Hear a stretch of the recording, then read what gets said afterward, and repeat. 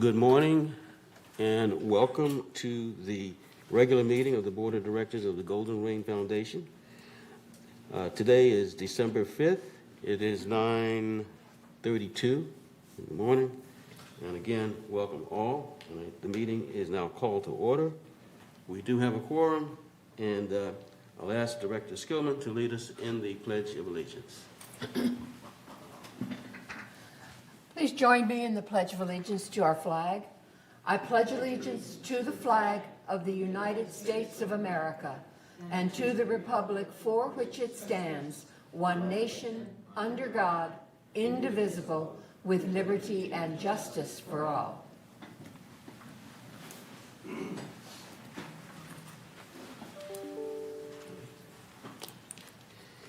Okay, again, good morning, and let me acknowledge that we are on the air, so the media is present.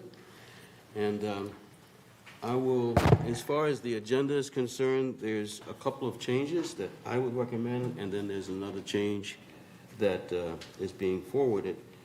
First, I would like to add to the agenda item 12C, which would be the appointment of an officer of the board. And I believe the secretary has a correction to the agenda. I have. Item 11A should be deleted because it's still in the works. That's the drop-in lounge. Okay, so 11A should be deleted. Madam, I beg your pardon. Can you please repeat that? 11A is deleted. Oh, delete. Thank you. Okay. Thank you.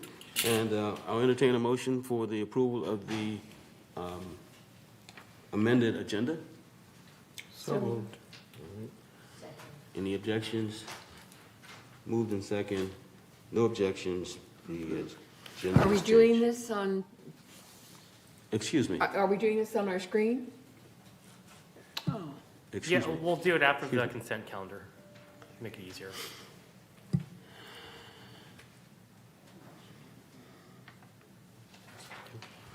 Thank you. All right, I'll entertain a motion for the approval of the minutes. So move. Are there any objections to the minutes? Hearing none, the minutes are approved. I just have a brief report. First of all, this is my first meeting, full board meeting as president, and I want to thank the past president, Bunny Carpenter, for her 4 years of leadership of this board. And again, we thanked her with a plaque at the election, and I just want to extend again that thank you for 4 years, and we'll try to live up to her performance there. The other thing is that I just wanted to make sure that everybody, understand what this is. What we call the Green Book basically is the financial planning, the business plan. It is now online. All right. Only the directors have this book itself, but all the contents, all 220 pages of it, is available online on the website by accessing the documents, and it's in the financial section of those documents. It is a complete book with lots of detail. So I appreciate if everybody who has a financial question to access that book. And the other thing, I did attend the volunteer luncheon last Friday. There are over 700 or so volunteers in this community, and I want to thank all of them for volunteering. They did not include directors as volunteers. I guess we are just second-class volunteers. So, but anyway, no, we do appreciate the volunteers. Without the volunteers, this community would not be able to be as successful as it is. Jim, may I request you to come closer to the microphone? Can you- Thank you. Okay. Thank you. Thank you. And with that, we'll go to item number 7, the CEO report. Thank you, Honorable President, members of the board. I do have a PowerPoint, but it looks like Paul has stepped out to help a customer, so I'm just going to go ahead without it. This morning, I would like to begin by sharing a few key village updates. First is that our new social services manager has started employment. Her name is Melissa Layrich. She's a licensed clinical social worker supervisor. She holds a BA in psychology from California State University, Northridge, and a master in social work from California State University, Long Beach.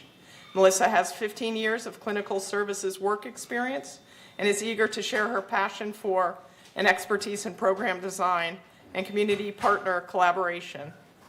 As a reminder to our residents, social services may be reached at 949-597-4267. I'm also pleased to announce that our new landscape manager, John Cox, has started employment. John comes to VMS with 30 years of landscape management experience, having served as landscape supervisor for the University of California, Irvine, as a senior account manager for Valley Crest Landscape Company, managing accounts for the Shady Canyon and Turtle Rock communities, among numerous others. He was also a branch manager for Brightview Landscape Service, the largest commercial landscape company in the United States. I also want to thank our retiring landscape manager, Bob Margette, for his outstanding contributions to our community over the past 15 years. He will be ending his career with VMS later this month. I'm also pleased to announce the hiring of Alan Grimshaw as Manor Alterations Manager. Alan brings 27 years of professional construction and architectural design experience to VMS, including oversight for commercial and residential structural, exterior and interior building renovations. He has experience as a licensed contractor and supervisor and construction project manager for all aspects of work with general contractors, subcontractors, engineers, and interactions with community and staff members for various senior living residential complexes. So please join me in welcoming these 3 new employees to VMS. And just a reminder for residents, as the holidays approach, we encourage residents to register their guests ahead of time so no one gets stuck waiting at the gates this holiday season.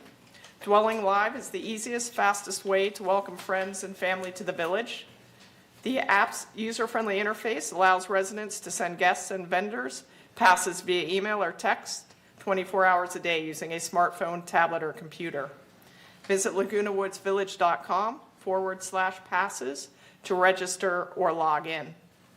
If you are a resident who has not received an email with login instructions, or if you don't know what email address is on file with Resident Services, please email Resident Services at vmsinc.org or call 949-597-4600 for assistance.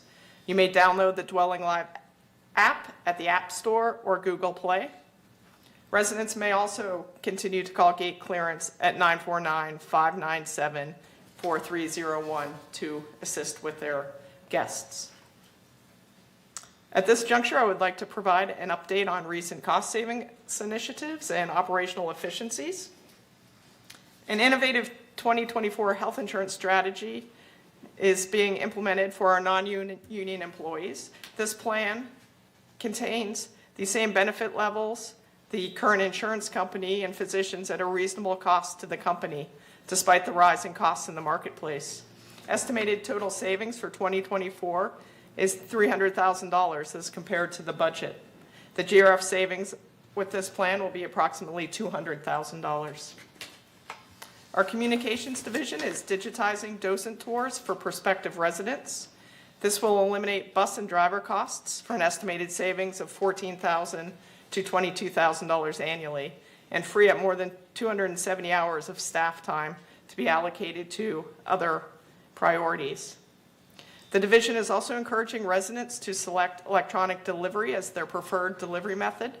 To date, more than 3,500 owners have opted in to electronic delivery for an estimated savings of almost $27,000 annually.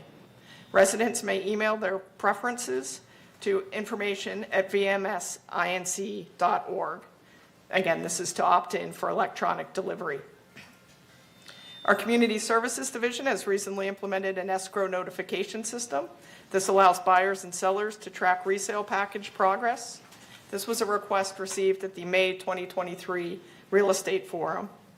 The system queries Stellar hourly to determine the status of a package that's going through the process. If changed, the escrow company, selling and buying agents are notified via email of the following status changes: escrow received, processing is started, and board has received the package for approval. Community Services estimates this system will reduce telephone calls and emails to community services by an estimated 21% of the more than 8,000 contacts each year. And I also want to mention that there's a Santa Paws Pet Photos opportunity coming up at our Equestrian Center. This is going to occur on Saturday, December 16th. This is featuring the first Vice President Jim Cook, who serves as Santa for these pet photo opportunities. This will occur again on Saturday, December 16th, between 1 and 3 p.m. at the Equestrian Center. Please bring your smartphone, and staff will snap a photo of your pet with your device. And again, I wish everyone a happy holiday seasons as we embark on the next coming days. Thank you. Thank you, Siobhan. Are there any comments? I have a comment. I want to ask one question. Regarding the communications, digitizing document tours for prospective residents. I know it is saving some money, but can you replace looking at a resident by your own eyes through digitizing or digitized pictures? That is the question I have. Yes, we feel that this approach gives a more in-depth experience than just driving through the community and looking from the windshield. But I think it can they can sort out which ones they want to buy, and after they have done their homework on that, they may go and visit a particular residence and see for themselves. I'm sorry, this is for a tour for prospective residents looking at the village amenities and facilities, not specific homes. The docent tour. Okay, thank you. Okay. Good. Thank you, Mr. Chair. We heard that you have quite a few new employees, and Bob is leaving. Is there any? Can you speak up, please? Is there a way that we can meet the new staff members at some time in a certain event type of thing, a small thing? That was my comment, and maybe we can wish Bob goodbye at the same time. And I agree with what Gan said, that the docent tour does add a lot of effect. I took that when I came in 2016, and I was really shocked with all the different things that we have over here. And at that time, we also had a really nice video which was available for people to see. And I think that was shown over here at the, what do you call that, the new member orientation. So all that together, it really makes a good effect. So think about it. I'm not saying you shouldn't do it, but I would really think it is a good feature we have to keep it alive. Okay. Paperwork you can digitize, but what you can see with your own eyes doesn't compare. Thank you. Thank you for your comments. Yes. Juanita? Well, first and foremost, this does not take the place of new member orientation. It supplements it with a video that is very in-depth of all of the different areas that they would just see from a windshield on the bus tour. It looks, we've tried the videos before and they've been very successful. This one is outstanding, just outstanding. Media and Communications has reviewed it, and it really goes into depth, whereas riding on a bus and saying here's doesn't really help. Also, just to take a minute, I attended both the volunteer luncheon and the Christmas tree lighting last week, and they were outstanding.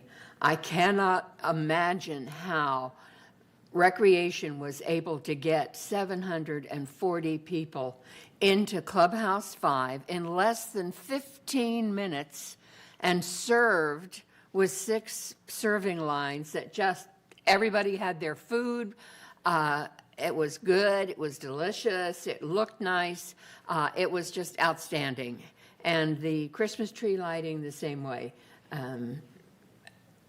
It really was a nice start to the holiday season, so congratulations to VMS. Thank you very much. Paul, yeah. We do have one member comment. That's going to be Andre Torn. I'm sorry, this is not the area for members' comments at the moment. I thought everybody can get a Yeah, comment. no, you can make your comments when we announce that member comments are available. We have not started member comments. This is board comments. I'm commenting on the CEO report. You may comment on the CEO report once we open it up to members. I got only 3 minutes. I don't have enough time. We will open it to members once the CEO report is done. I guess members' Okay? comment are not Thank you. welcome here. Appreciate it.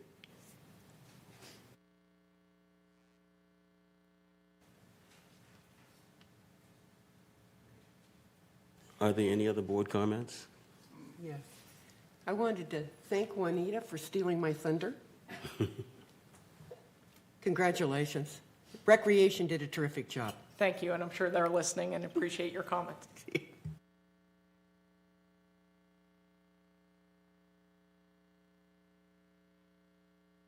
Now, we will move on to the open forum. At this time, members only may address the board of directors regarding items not on the agenda and within the jurisdiction of the board of directors. The board reserves the right to limit total amount of time allotted for the open forum to 30 minutes. A member may speak only once during this forum. Speakers may not give their time to other people. There's no audio or video recording by the attendees. And please be respectful in the tone and language of your comments. Members can attend the meeting also by joining the Zoom link, which is, well, it's here, I won't recite all that, or by calling 669-900-6833, or by email meeting@vmsinc.org to have your message read during the open forum. At this time, we will have the open forum. Okay, first speaker is Chris Collins.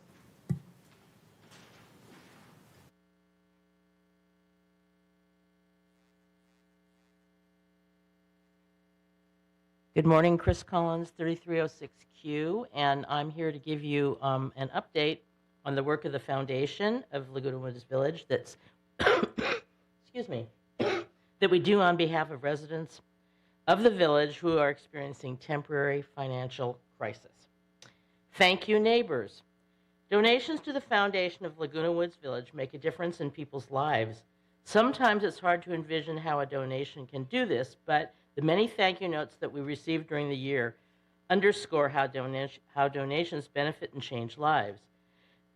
Donations permit the foundation to help with medical bills, grocery cards, hearing aids, dental care, electric and telephone costs, caregiver services, emergency response devices, and other matters when residents face financial emergencies. Now you can hear some of the recipients speak for themselves. Thanks to the foundation of Laguna Woods Village for providing me with emergency response device, now I feel safer and more protected in my home and everywhere else. I'm happy and grateful that I could turn to the foundation for help. Thanks to everyone at the foundation for the exemplary work you do protecting and caring for your neighbors. My appreciation and gratitude for the foundation for their generosity. The Stater Brothers gift card could not have come at a better time. Thank you. We are writing to express our sincere gratitude for the gift of paying our very large Southern California Edison bill. Thank you is not enough, but that's all we have at this time. You helped us at a very low point and lifted a huge weight off of our shoulders. We will pray for all the donors and staff and also pray to be able to pay it forward or back someday. Thank you for helping me with my dental problem. This was a big step for me and with my dental health care.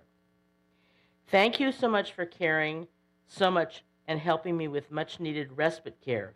You are awesome. I can hear. Thank you. Getting my hearing aids has changed my life, and I'm so appreciative. I am in my 90s, I live alone, and have no income, so you can imagine what this has done for me. Thank you again.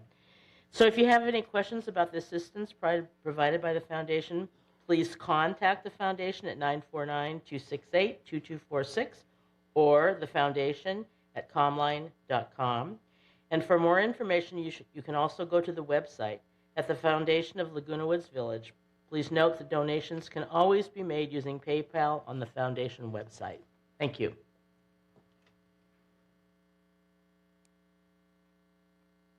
Okay, next speaker is Andre Toring.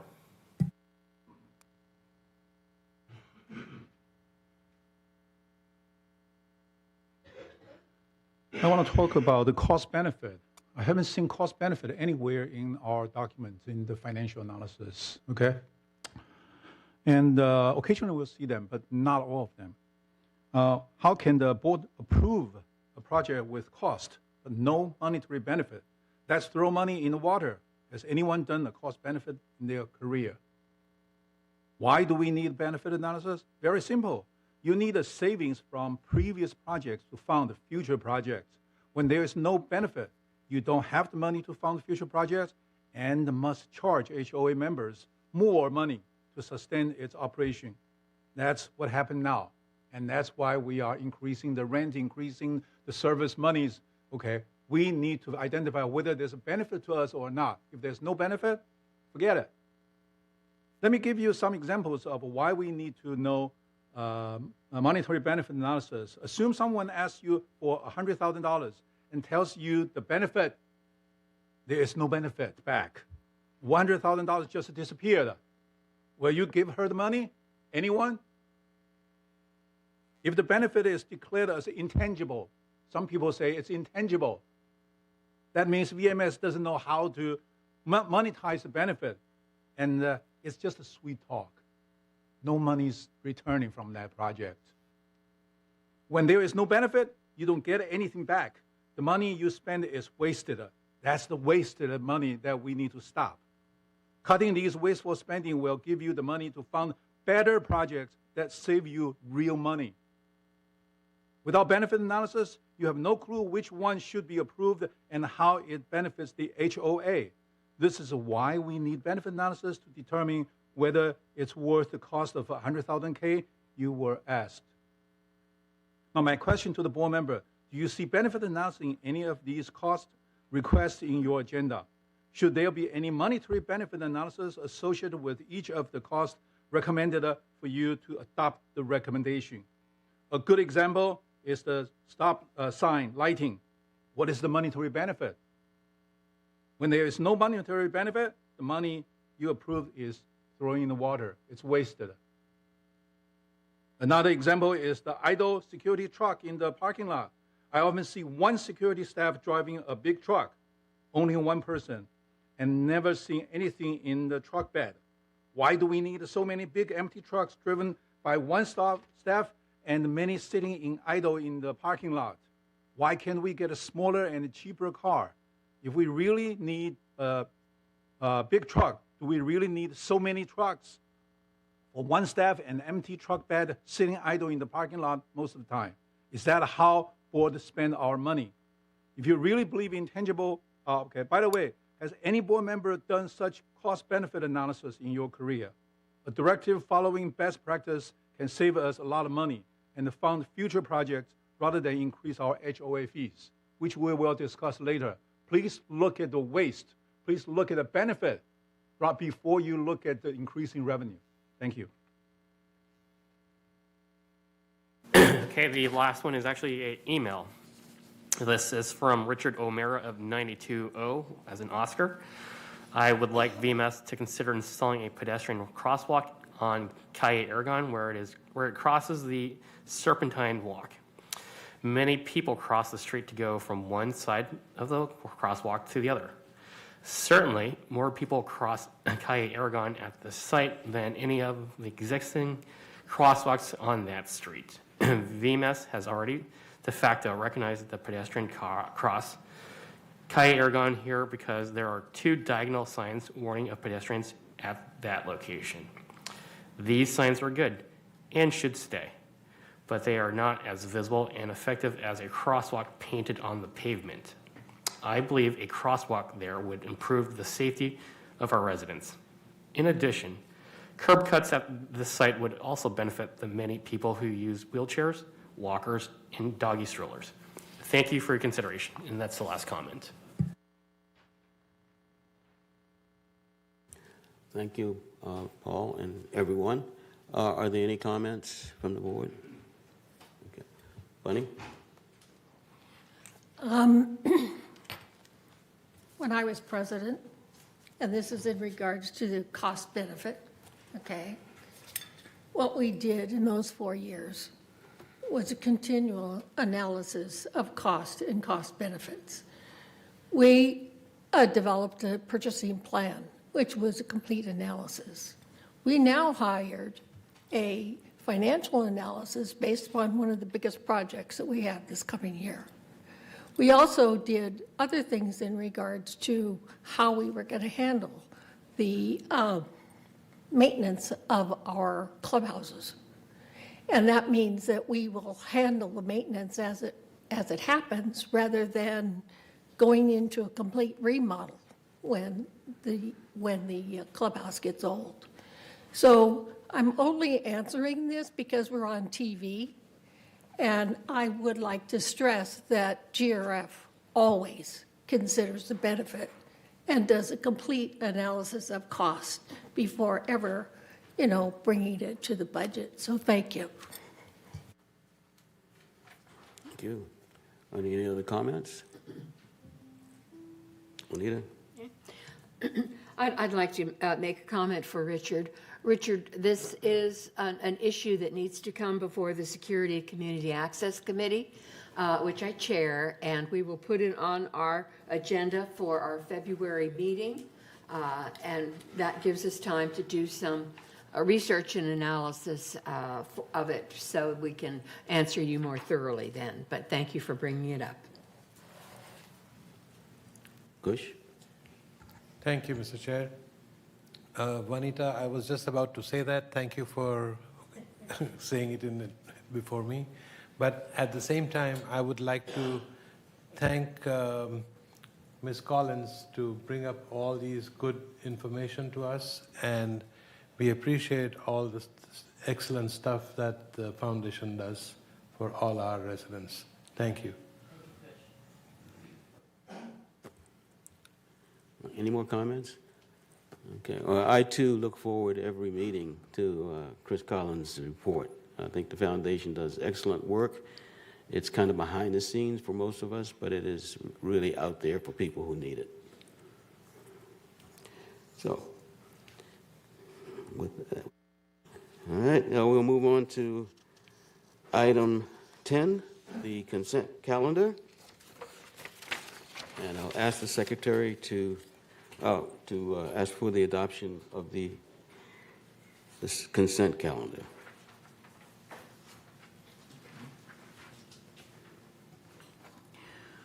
First item on the consent calendar is the recommendation from the Finance Committee.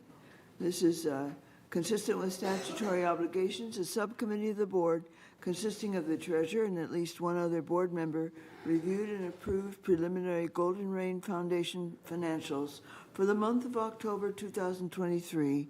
By this vote, ratifies that such review be confined in this month's board member open session meeting minutes. The second item is the recommendation from the Landscape Committee, recommending to approve the removal of one Aleppo pine tree located at 4005 1G Calle Sonora. Do you wish me to read the resolution? And that is, whereas October 2022, the member purchased the unit and is requesting the removal of one Aleppo pine, Pinus halepensis, located at the rear of the unit. The reasons cited for the removal are the tree grows fast and is a potential fire hazard. And whereas at the time of the inspection, the tree was found to be in fair condition with a slight lean towards the bottom of the slope, a full canopy with multiple cross branches and end weight. There are a number of dead and dying needles on most of the branches. Staff believes this tree is a volunteer, as it is not listed in the tree inventory. Given the distance of the tree to the unit, staff does not believe this tree is an imminent fire hazard, and whereas staff recommends the removal of this tree due to its current shape and condition, attempting to restore and develop a proper shape would require the removal of more than 50% of the canopy, putting the tree into a stressed condition, marginalizing the health of the tree. Removing the tree now at its current size would be prudent, rather than waiting to see if the tree survives the hard trim and potentially removing it at a future date.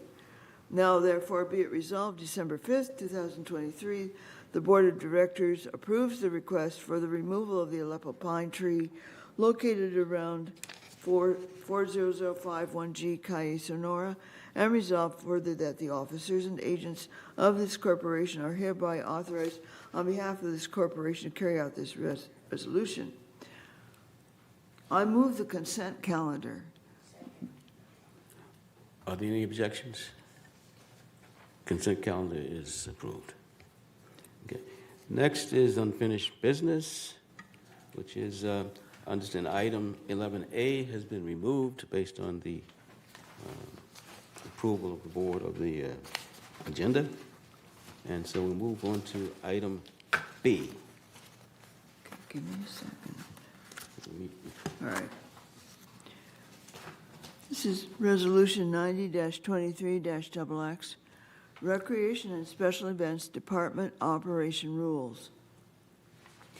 Whereas the Golden Rain Foundation has established Recreation and Special Events Department operating rules for usage of GRF facilities. And whereas the Recreation and Special Events Department oversees the use of GRF facilities. And whereas the Community Activities Committee recommends the amendments to the Recreation and Special Events Department operating rules, and whereas the Community Activities Committee reviewed all 33 amenity operating rules in July, August, September, and October 2023, and whereas on October 12th, 2023, the Community Activities Committee reviewed the final drafts of the operating rules and recommends the approval of the presented operating rules with suggested edits. Now, therefore, be it resolved, December 5th, 2023, that the Board of Directors of this corporation hereby adopts the Recreation and Special Events operating rules.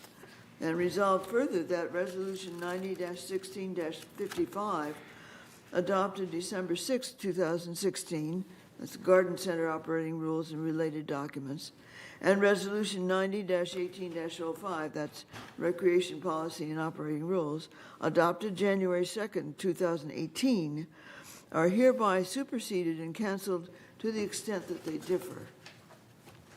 And resolved further that the officers and agents of this corporation are hereby authorized to carry out this resolution as written. I move that we approve the Recreation and Special Events Department operating rules. Second. Who said Cushion? Are there any comments? The one question I have is on the part where it says that we're superseding and canceling prior rules to the extent that they differ. Do we have any reason? I'm sorry, can you speak into the mic? I'm sorry, I thought I was. Can you hear me now? Yes. All right, on the rules, it says that it's superseding and canceling other rules to the extent that they differ. I only make this comment because a language like that is ambiguous and requires people to try to figure out what is the difference between what was and what is. And in looking over the rules, it seemed to me that the committee undertook to write comprehensive rules for all of the items they were addressing.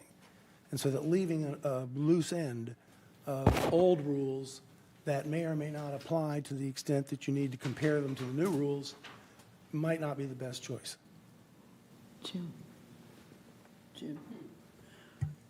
Maybe I can say something that all of the former rules were stated, and as they were changed in the document, they were crossed out or left.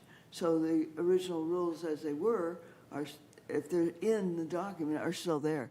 So this whole thing with all the red lines and so on shows you what was original and what was changed. Right, I understand But that. you're objecting to the language. I'm just suggesting that we say that we are superseding and canceling the old rules in their entirety, because this was a comprehensive rewrite, as you said. Well, Yeah. I mean, if nobody else cares, I've said my piece. we understand that what's happened is that the original rules have been changed in some cases, but not all. We Not all, understand that. yeah. And the new rules are put in, and the whole thing is put together. Is that wrong?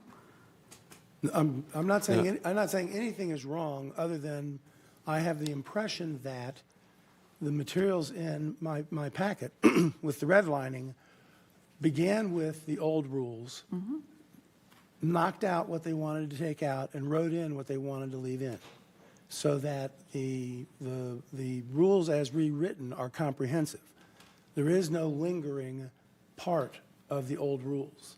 The new rules cover everything, I think.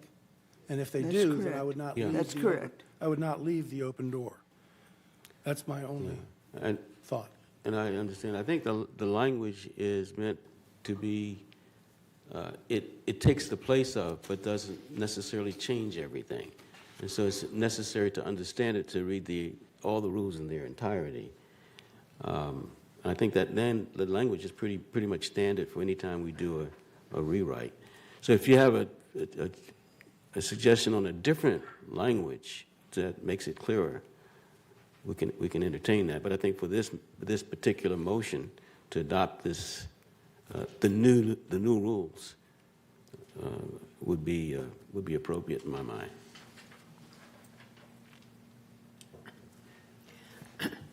Personally, and as a board member, I would like to really commend the Recreation Department and the CAC Committee. This was a major undertaking. The 200 and some pages that we have in our packet today show a lot of hard work on each individual one. And I appreciate them having a red line so that I can tell what has been changed. And I just 100% in favor of this. Okay. Are we ready for the vote? We do have one member comment for Andre Torn.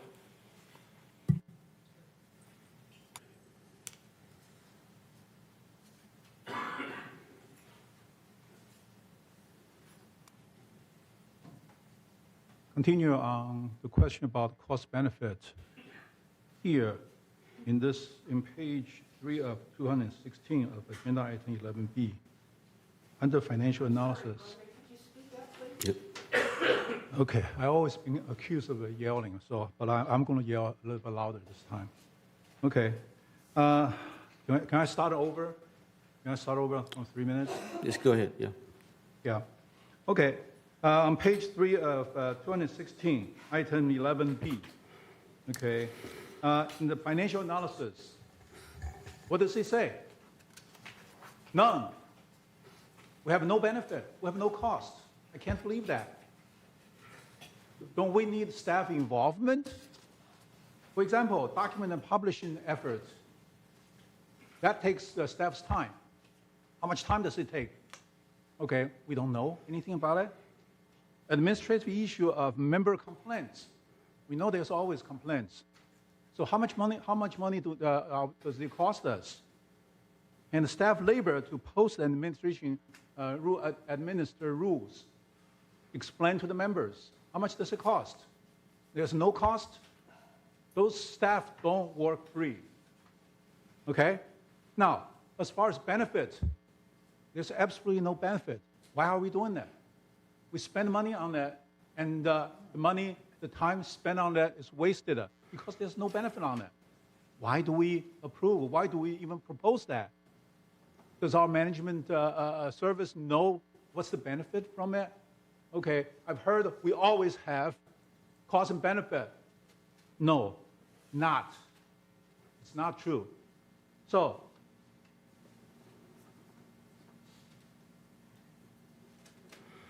what I'm asking is, we need to have a cost benefit here to tell whether we have more benefit than cost. If they need $100,000, and they give us only $20,000 benefit back, no, we shouldn't do it, because the future project is depending on the savings from this project. If we don't have enough benefit from it, then the future project, where do we get money? Excuse me, Andre. I'm sorry. This Point is of not order. Point one of order. Push. Point of order. Point of order. Okay, so Continue. it is very important that we have cost-benefit analysis, okay, to tell people that we do this one because it benefits you, benefit your HOA fees, not Point just of order, because... Mr. Chair. Yeah. Point of order. This is not on the topic. The topic is the Recreation Department rules and regulations. It does not apply. Stop my time, please. You need to say point of order. Okay, I am talking about this financial analysis none I'm sorry, sir. of the Recreation and the Special Events Department operating rules. I'm questioning why do we have no cost and benefit analysis in the whole project? Isn't that related to this project? No. No? So, This is, yeah. With due respect, this is a rule rewrite. It has nothing to do with cost. It has to do with rewriting the rules so they better fit the environment. That's all this is. anything It's you spend money administrative. on that It's needs to administrative have in nature. benefit. Thank And- you. Appreciate you. Appreciate it. All right, moving on. He's made his comments. That's moving how we on. waste money on Please, that. just move on. Let's just move on. Can we just move on and then have this, we're ready for a vote? Any more comments? We have a motion in place right now.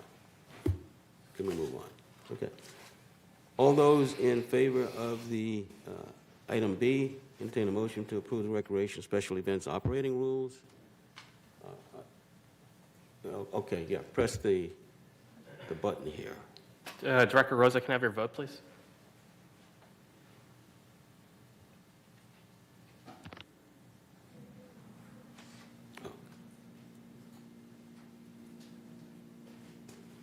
Thank you. Okay.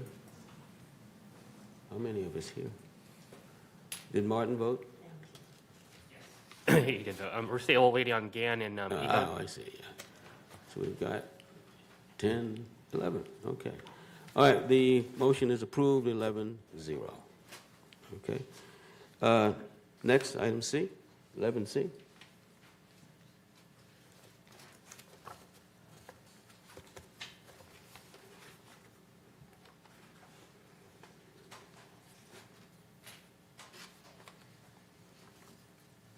Resolution 90-23-XX, GRF additional occupancy fee. Whereas the GRF assessment for net operating costs, reserve and restricted reserve contributions is divided equally by the number of units in the community, regardless of how many individuals occupy a unit. And whereas an additional occupant fee is charged for each individual in excess of 2 occupants residing in a unit to account for additional use of community services and facilities. And whereas caregivers, that is live-in or other, that are registered with the state of California are excluded from the GRF additional occupancy fee. And whereas the additional occupant fee is applied to the owner's account beginning on the first day of the calendar month, immediately following the additional occupant's effective date. And whereas the board periodically reviews fees as part of the business planning process to determine adequacy of revenues and shared costs.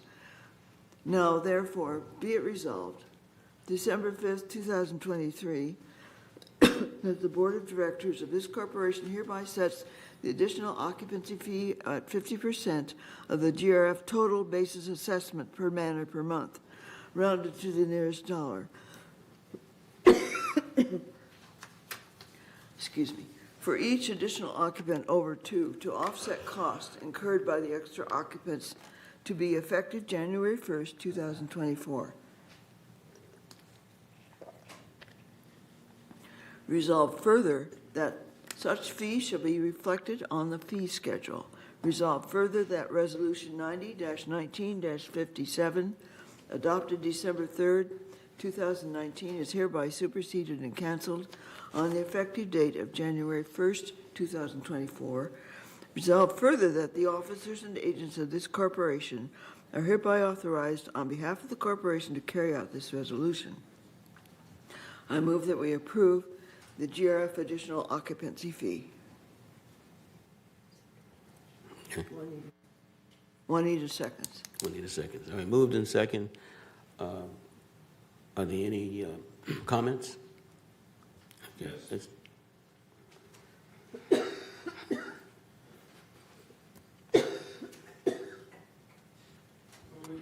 You said you had a comment? Okay, can you? Who else? First. Put your mic. Okay. What is 50% of the total base assessment per manor? What is how much money is that? $100 or? Director Horton, on the subsequent pages within the packet. I beg your pardon? So the dollar amount Director, is referenced within the package. As of 2024, the total basic assessment was $228.22 for GRF alone. So 114 will be the dollar amount. So 50% of that Okay, that's what, on a go-forward basis. That's what I thought. Okay, thank you. I believe we do have Director Rosa with his hand up. Chair recognizes Martin Rosa. So, Alan there just said that the cost is, total cost is $228. Is that what I heard?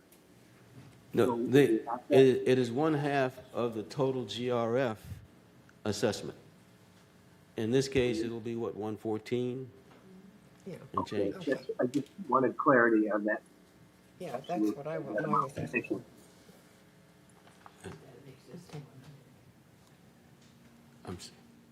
Okay. All right, you had a comment, Andre? Okay.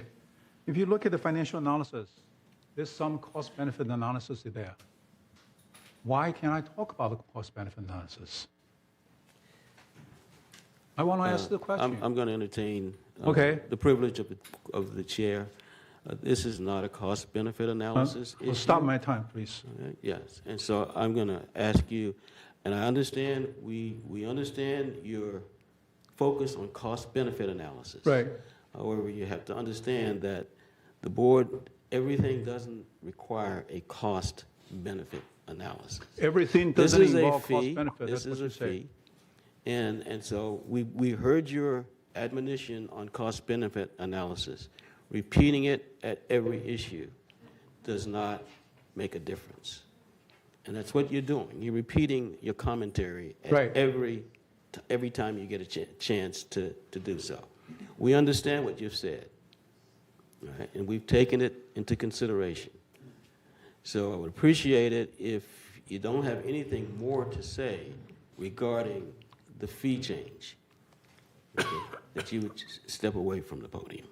Okay, my question is, you are responsible for spending the money. right?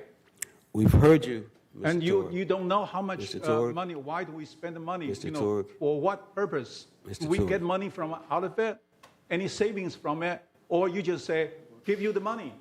Is that the board's attitude is that you want the money, we'll give you the money. We don't want to know what's the benefit from it. That's ridiculous, Yes. okay? Thank you for your So comments. Do my you have question is, anything there is no specific? cost here. There's no Mr. cost Torg, analysis here. Mr. Torg, I'm There's a gonna benefit ask you- analysis, but there's I'm no gonna ask you cost. very, very politely to take a seat. I've been trying to Very politely about this Very issue. politely to Our take a your seat. job is to save us money, not to spend the money We've as heard wish, your as you wish. admonition. This is the third time. So thank you very much.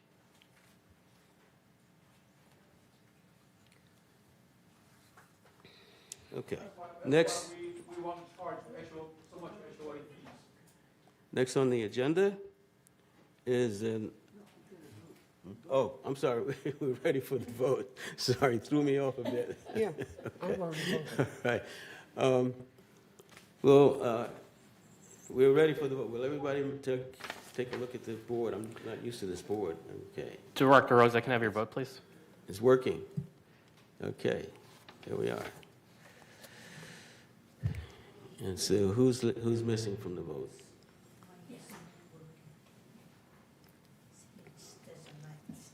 It's working. It's working. Excuse me, so Rhina pushed yes. and it It's came showing out the abstain. yes on four. It's shown. It's showing yes on the board. Oh, okay, great, all right. I couldn't For see me, that. yes. Director Vada? Reinhoff, green, yes. I was looking Okay. I see everybody hasn't voted, so who's left? Do you want to give me just a thumbs up, thumbs down?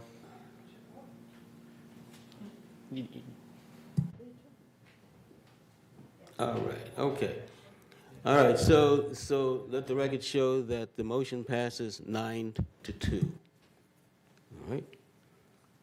We'll move on to the next, and that's the update of the committee appointments. And I do have one correction there, and it is to the Executive Hearing Committee. Where's that? All right. And the corrections are that Yvonne Horton will be chair, and also adding Bunny Carpenter as GRF alternate? No. as a member. Oh, And okay. Juanita as a member. Okay. And Juanita Skillman as an alternate, All right, got continuing it. as an alternate. Thank you. And I had one other correction under Maintenance and Construction Committee. Mickey Choi Ho is the alternate for United. There was no board there. Should be United after her name, after alternate. Okay, all right, I'll read it. Okay, Resolution 90-23-XX, GRF Okay, Committee I'm sorry, appointments. There's another. Is there another correction, Yvonne? Yes, please. Elsie Addington, as an advisor on the CAC committee, please. Oh, yes. And on M&V? Wait, don't go too fast. Where? CAC, Community Activities.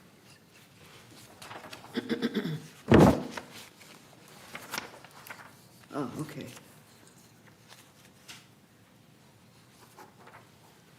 And what was the other one? M&V? M&V and CAC. Maintenance, no, maintenance, Vehicles.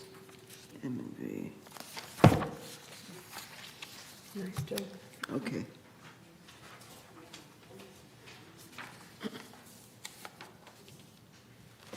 Okay, I think we're ready. Okay. One more, Juanita? One more? One more. I would like to ask, as chair of M&V, that Rainer Rothberg be assigned to that committee, because the towers is probably the largest number of people who use our transportation system, and I think they need to be represented on that committee. And how do you want her added, Jim? What's that? Rhina, okay, I don't understand where you're adding Rhina.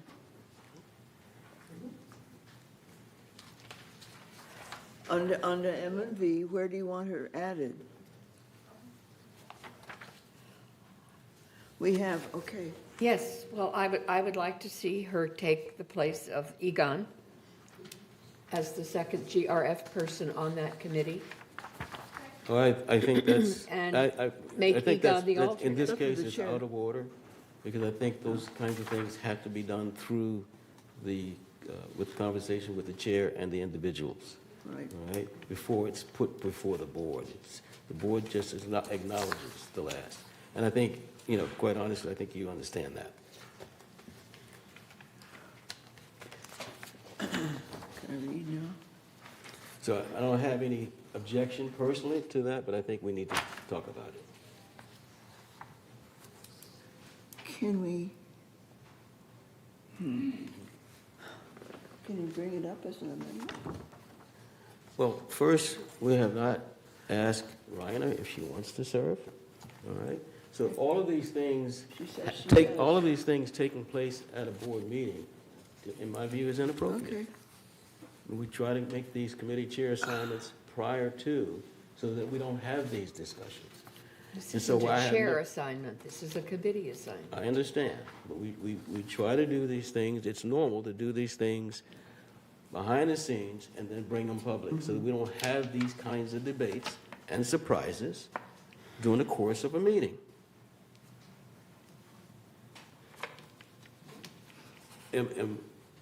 And so I don't believe it's appropriate at this point to do that. We can make the committee assignment, and she can attend the meetings. yeah, If she chooses. she can attend, and then Yeah, the decision can be made later. decision can be made You later. can attend, and you should, attend the meeting, and then we'll decide with the chair and the president, who's Right. going to be there. Okay, let me read the resolution. Oops. Resolution 90-23-XX, GRF Committee Appointments. Resolved December 5th, 2023, that the following persons are hereby appointed and ratified to serve on the committees of this corporation. Community Activities Committee, Joan Millam has become the alternate for GRF. Juanita Skillman, Kush Bahada are eliminated. Kush Bahada has become a regular member of the committee. Maggie Blackwell has been eliminated. Ellen Leonard has become a member of the committee. And Elsie Addington has been added as an advisor to the committee. On the Finance Committee, Jim Hopkins, the chair, has been eliminated. Rainer Rothberg has become the chair of the Finance Committee. Juanita Skillman, alternate, has been eliminated. William Cohen has become a member of the committee. Moon Yoon from third has been eliminated. Mark Laws as an alternate for third has been added. Brad Reinhardt has become a regular member, eliminated as an alternate. On the Landscape Committee, Kush Bahada has become the chair for GRF. Juanita Skillman is no longer chair but regular member, and Yvonne Horton has become an alternate on Landscape. On the Maintenance and Construction Committee, Reza Karimi has been eliminated as chair. Yvonne Horton has become chair for GRF. Gann has been is no longer co-chair but is a regular member of for GRF. S.K. Park from third has been eliminated. Brad Reinhardt is no longer an alternate but a regular member. James Cook is the alternate from third. Mickey Choi Ho is the alternate from United. On the advisors, Reza Karimi has been added. Carl Randazzo has been eliminated. Clubhouse Renovation Ad Hoc Committee, Reza Karimi for GRF has been eliminated. On the question, on the advisors, Reza Karimi has been added and Carl Randazzo has been eliminated. Under Media and Communications, Kush Bahada has been added as the alternate for GRF. Under the Website Ad Hoc Committee, Bunny Carpenter has been eliminated. Juanita Skillman has been added as a regular member. Broadband Ad Hoc Committee, Reza Karimi has been eliminated. Bunny Carpenter is now an alternate, and Allison Bach is a non-voting United member. Oops, sorry. Under the Mobility and Vehicles Committee, Kush Bahada has been added as an alternate for GRF and eliminated as from third. And Elsie Addington has been added as an advisor. On Security and Community Access, Martin Rosa has been eliminated for GRF. Kush Bahada has been added from GRF. Egon Garthoffner has been added as an alternate from GRF. Under Laguna Woods Traffic Hearings, Kush Bahada has been added from GRF. Anthony Liberatore has been eliminated from United, and Maggie Blackwell has been added from United. Okay. The Purchasing Ad Hoc Committee has been entirely removed. Their function has been completed. Under the Select Audit Task Force, Jim Hopkins has been removed. Rainer Rothberg is added as chair. Peggy Moore from third has been removed. Andy Yonoshio has been added from third. Under the Executive Hearings Committee, Bunny Carpenter has been removed as chair for GRF. Yvonne Horton becomes the chair for GRF. And Bunny has been added as the alternate for GRF. She's, Is that correct? no, Juanita Skillman. Correct, not correct. Then who's Juanita the alternate? Skillman is the alternate. I'm sorry. Yeah. Juanita's the alternate. Bunny has been added as a regular member of the hearing committee. The Finance Advisory Group has been entirely removed, their function having been completed. Space Planning Ad Hoc Committee, Bunny Carpenter has now become an alternate. Reza Karimi has been removed. Jim Hopkins has become the chair. Yvonne Horton is no longer an alternate, she's a member. Kush Bahada has become a member from GRF and has been removed as a member from third. Correspondent remains the same with Elsie Addington and so on. Resolved further that Resolution 90-23-59, adopted November 7th, 2023, is hereby superseded and canceled, and resolved further that the officers and agents of this corporation are hereby authorized on behalf of the corporation to carry out this resolution. I move we approve this resolution. Who seconded? Kush? It moved in second, or are there comments? I have a comment. Microphone? Speak into the mic, please.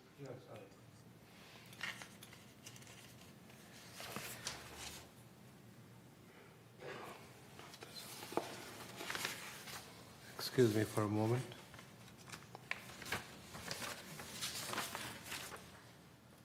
On the M&V committee, I see that there is still a shortfall from the third.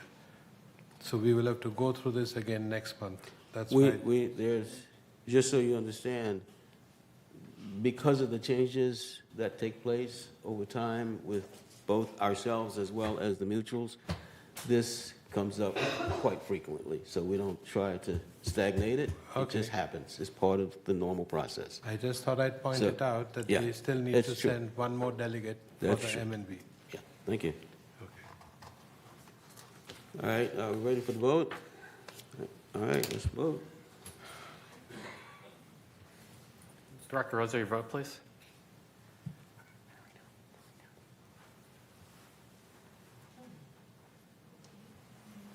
Thank you.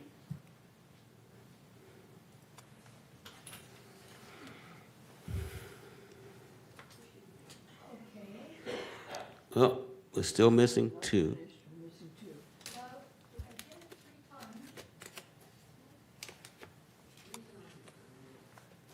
Okay. Do you want to just give me the thumbs up or thumbs down?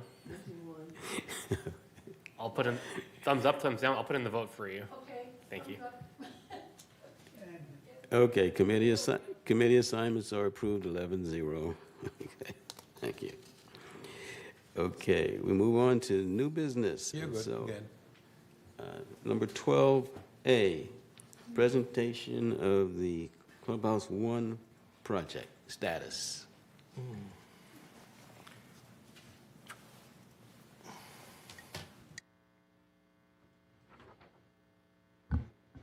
Good morning, and thank you, President Hopkins, and members of the board. As you know, the Clubhouse 1 beautification project has been on the books for quite some time.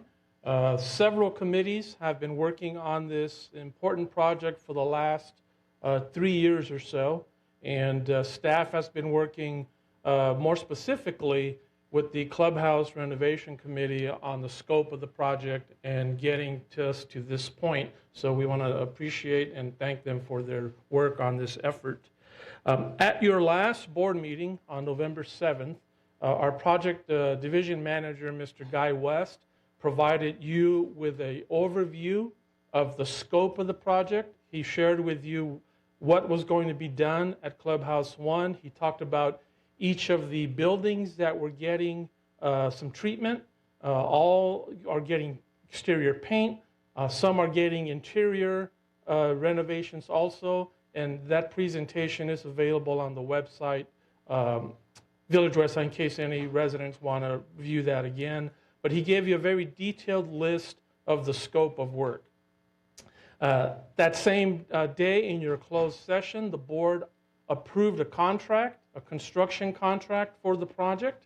And I'm happy to report that the contract has been executed and the contractor has started all of their preliminary work in preparation for start of construction. So there's some things that have to happen before the contractor can start work. There are submittals that have to be made. There are some plan checks that have to be done at the city through the building department. But right now, tentatively, the contractor is scheduled to be ready to start work at the end of February, early March of next year. We thought it would be a good idea to start providing the board with a monthly update on the progress of the project. Although we don't have a lot to report today because the work hasn't started yet, what I anticipate happening once work gets underway is Guy will come to the board meeting, and as part of your update, he'll share some pictures of the work taking place. He'll give you the status of the schedule of the project. He'll discuss any issues that may come up. As many of you know, when you're doing work on an existing facility, sometimes unexpected things come up, so we'll make sure that the board is kept apprised of all of those. So for today, what we wanted to do is to share with the board and the residents the presentation that Mr. West made at the Community Activities Committee on November 9th. So there's some decisions that have to be made before we can start the work. Specifically, that is, how are we going to phase the project? And so at the November 9th Community Activities Committee, Mr. West presented 4 options for phasing. I'll just state up front that any option is going to have impact to the users of the facility. There's no way to avoid that, unfortunately. But we are working with recreation staff on identifying those impacts and trying to come up with a game plan for how we're going to address the closure of either all or portions of that facility to allow the construction to take place. So what I'd like to do is ask Guy to come up and walk you through the presentation that he made at the Community Activities Committee, and then he and I will be available to answer any questions. Again, the next step is to continue to work with the contractor to determine which phasing option we're going to use. So we haven't made that decision yet. We're getting input from Recreation. We made the presentation at the CAC. We'll share that presentation with you today. But in order to move the project forward, a decision does need to be made as to which phasing option we're going to select. So we still have a little bit of time for that, but we don't want to delay the construction contractor, because that comes with cost. But we also want to make sure that we provide sufficient time to get notices out to the community, to get notices out to the user groups that are going to be impacted. So we've got about 3 months to do all of that. And so we look forward to your input today and working with the board on getting all of that taken care of. So with that, I'm going to turn it over to Guy to do the walk you through the presentation. Thank you. Good morning. So if you look up at this screen, I'll just walk you through what I did at the CAC is kind of outlined what the contractor proposed as options for phasing. And you'll see there are 4 options. Right now on this screen, it's just showing the site plan. And the areas that are highlighted are the interior spaces that are going to be worked on. So not all interior spaces were selected to be updated. These are the areas. If you can go to the next slide, we'll start into the phasing. So the first option, and this is the way the project was bid, we wanted to make sure that it was bid in so that it could be phased. And so there would be 7 phases for 7 buildings, and that would be a total of 64 weeks of construction. As you can see on the screen, we identified the buildings, we assigned them with some letters. So those are the buildings. That's 7 phases, 64 weeks, option 1. If you can go to option 2, please. So option 2, they are grouping 3 of the buildings, making it a 5-phase construction project at 52 weeks total. If you can go to 3. So 3, it's basically splitting up the 7 buildings into 2 phases. That would be a 32-week construction schedule.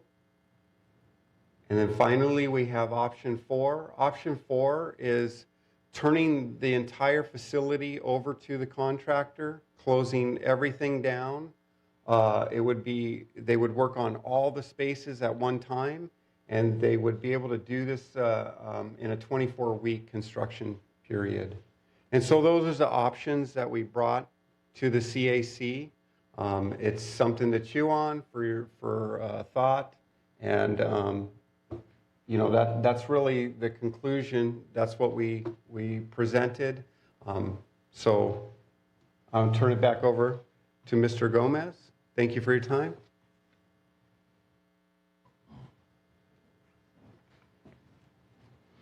Thank you. So as part of our next steps, as we refine and zone in on which option we're going to give the contractor to do, we're also putting together an outreach plan.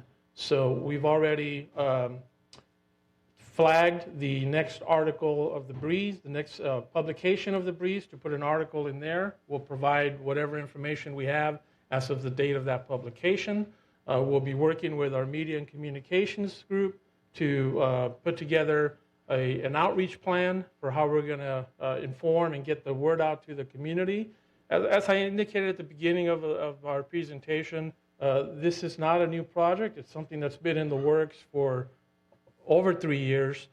Many meetings at different committee levels, not only the clubhouse renovation committee, but also joint meetings of CAC and MNC, finance, and of course, your board. So, but we want to make sure that we're giving as best information as possible, and then we get it out as soon as possible so that we try to minimize the element of surprise.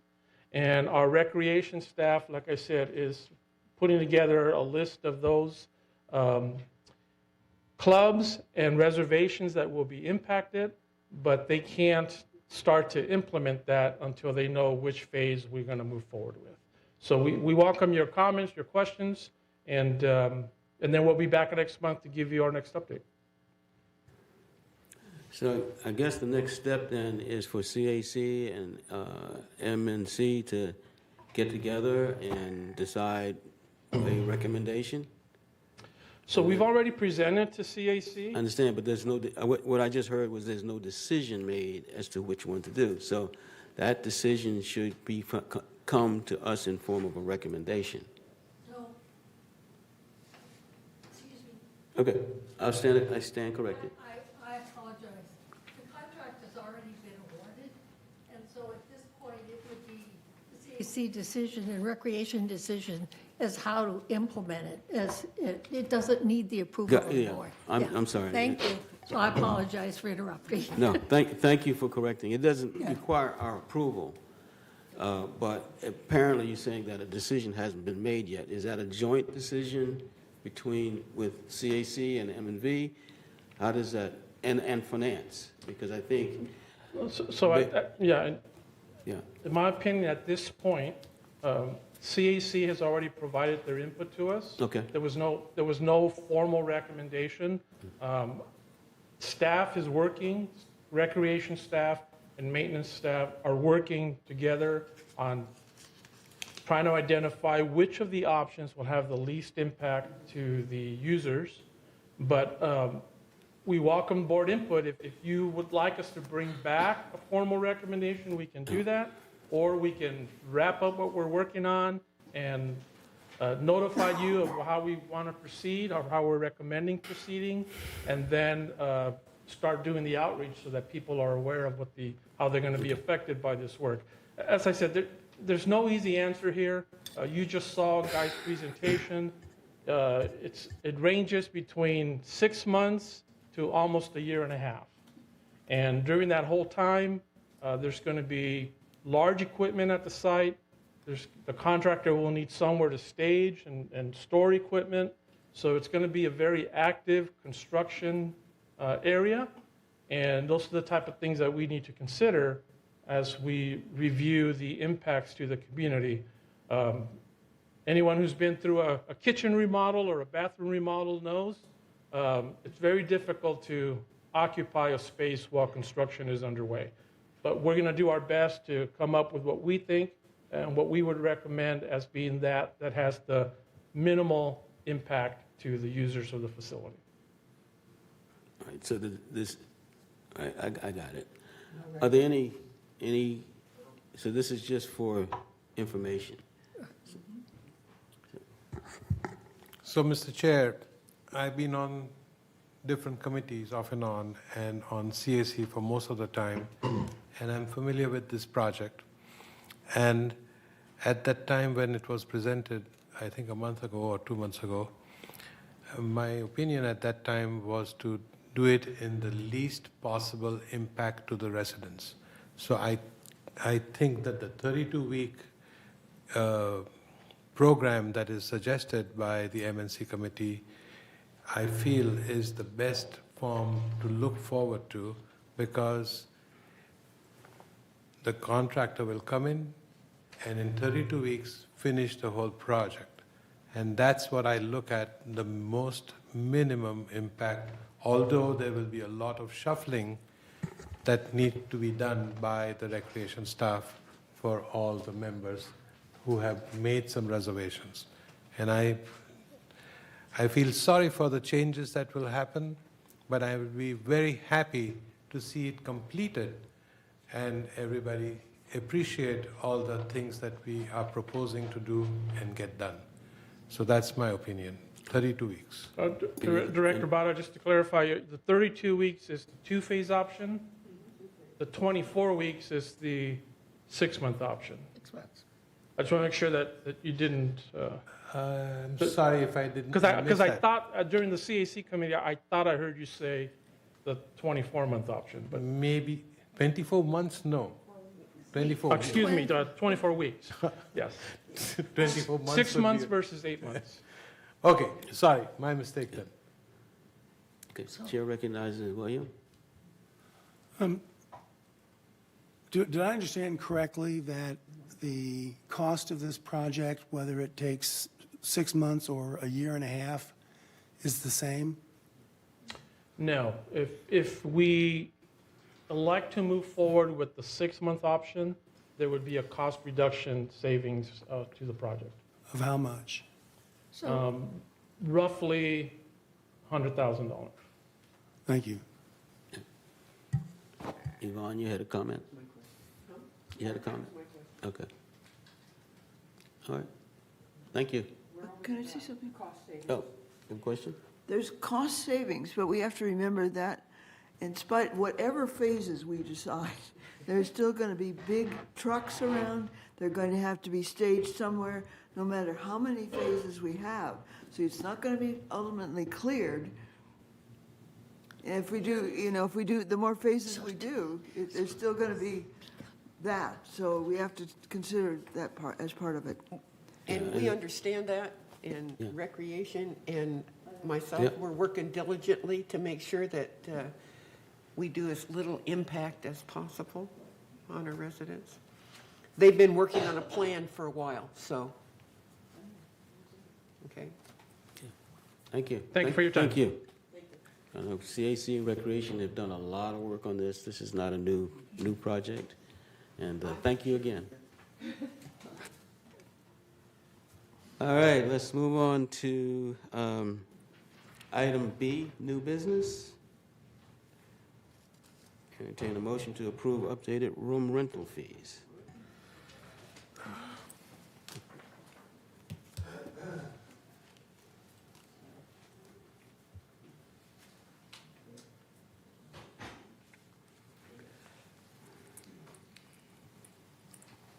Resolution 90-23-XX, room reservation rate pricing policy. Whereas, according to Resolution 90-12-132, which established guidelines for shared costs and fees, certain fees can be imposed upon users of various recreational facilities in order to control crowding, to minimize overusage, and to recover operating costs. Whereas the board periodically reviews fees as part of the business planning process to determine adequacy of revenues and shared costs. Now therefore be it resolved January 2nd, 2024, that the Board of Directors of this corporation hereby adopts the following revisions to the room reservation rate pricing policy. Resident room reservation fee. 1. An equal hourly rate will be applied for private party, club, and church religious reservations, church or religious reservations. 2. A resident room reservation fee shall be charged for the amount of time required for the use of a reservable room, beginning with a 2-hour minimum and increasing in hourly increments thereafter, with large ballrooms and main lounges requiring a 4-hour minimum. 3. A setup fee shall be charged for the time blocked out prior to and/or after each reservation necessary to prepare or clean up the room, during which the room is not available to other users. 4. The reservation and setup fees shall be billed hourly. The per-hour rate is calculated using a consistent $0.2130 per 100 square foot of each of the reserved rooms. Annually, the per 100 square foot rate will be adjusted up or down based on the year-over-year change in budgeted operational expenses, as defined in the 2019 versus 2024 room rental expense comparison for recreation clubhouses. So 5, do you want me? Okay.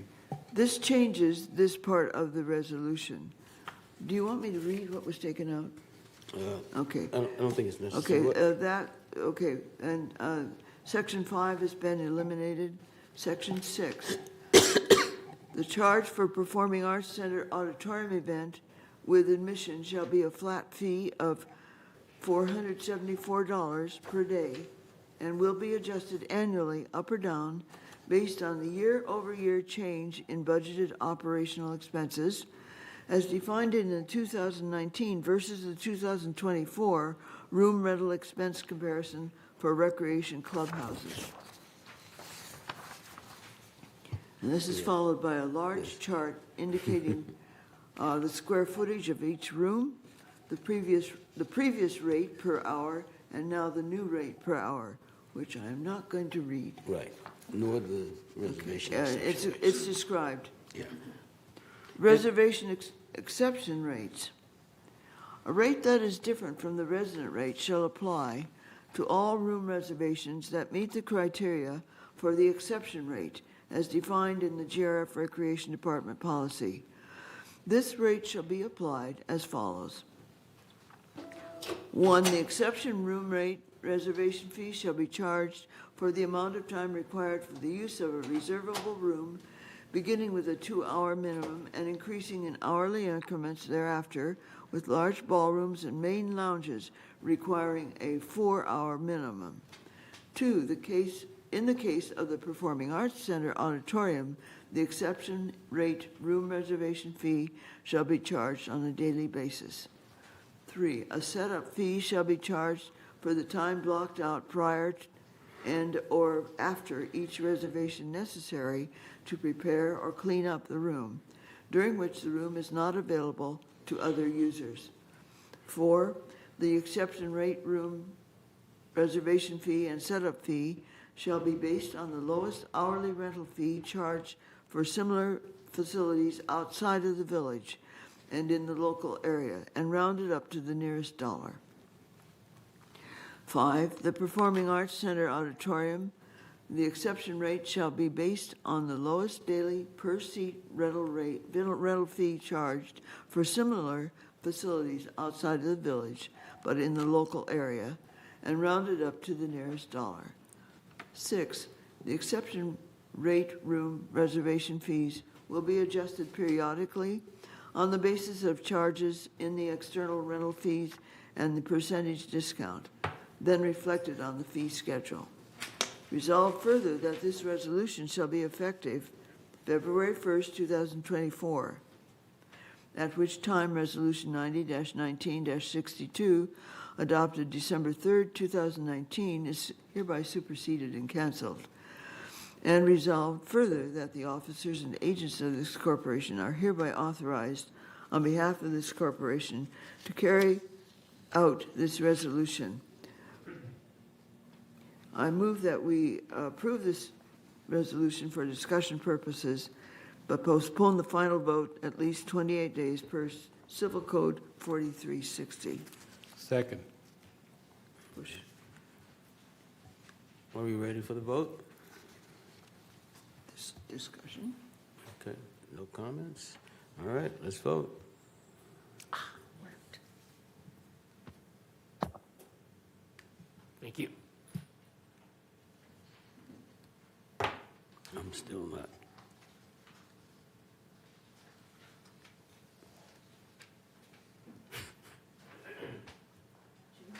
Yeah, I know, it's just not. Is there, did they omit the exception rate on the fee chart? No, I don't see it anywhere. it's okay, we'll fix it. Okay, we're good. All right, motion passes 11-0. It is now on 28-day notice. Thank you. Can I make a comment? Yes. I just want to let everybody know how much work you did on this, and I want to thank you for it, and especially with Steve and you working together. We've finally gotten some fees packs, which we haven't been able to do for the last 2 or 3 years.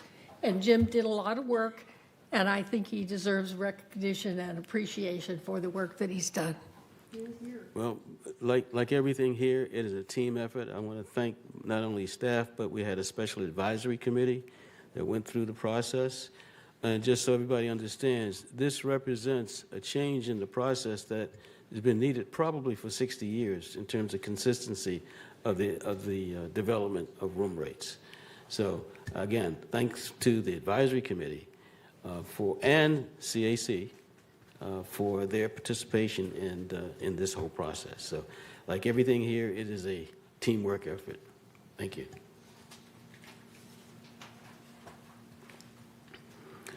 Okay.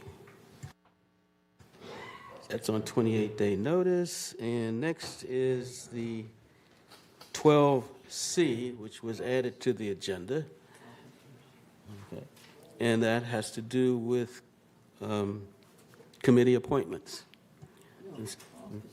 Officer appointments, I'm sorry, officer appointments. I want to take this time to announce that Raina Rothberg has asked us to accept her resignation as treasurer of the GRF board. And I want to thank her for her brief service. Yeah. Okay. Very brief. And with that, though, we obviously need to entertain a motion to make a nomination for a new treasurer at this time. I understand it is appropriate. It's something we can do. You could describe what the treasurer has to do. No, I don't think that's necessary. Okay, the church, I mean, the job has been there for a long time. And so I would, at this point, I'd like to nominate William Cohen as treasurer of GRF. And actually, I would like to entertain a motion to open the nomination. I guess, correct me if I'm wrong, to open the nomination? I move we open the nomination. Okay, open the nomination. Okay. Are there Anyone opposed to that? anyone opposed to? No, we're going to open the nomination. You got to open the nomination first. Okay. And does he accept? And I nominated, or you nominated Bill. Yeah, okay. And Mr. Cohen, do you accept the nomination? I'm very honored by the nomination, and I accept. Okay, thank you. Okay. Are there any other nominees? Okay, hearing none, the motion, I guess, to accept the nomination and appointment and election of Mr. Cohen as treasurer of GRF. Thank you. Congratulations. By acclamation. By acclamation. Okay, that works. Okay, great. Okay. Item 13, does the board, Mr. Chair, I would like to just clarify that Raina is not leaving the board. She only was resigning as treasurer, but she will remain a member of our board. I think we understood that, but thank you for clarification. I think we understood that. I was very clear in what I said. Thank you.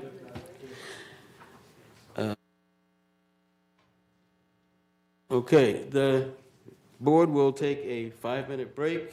We will return at 11:15.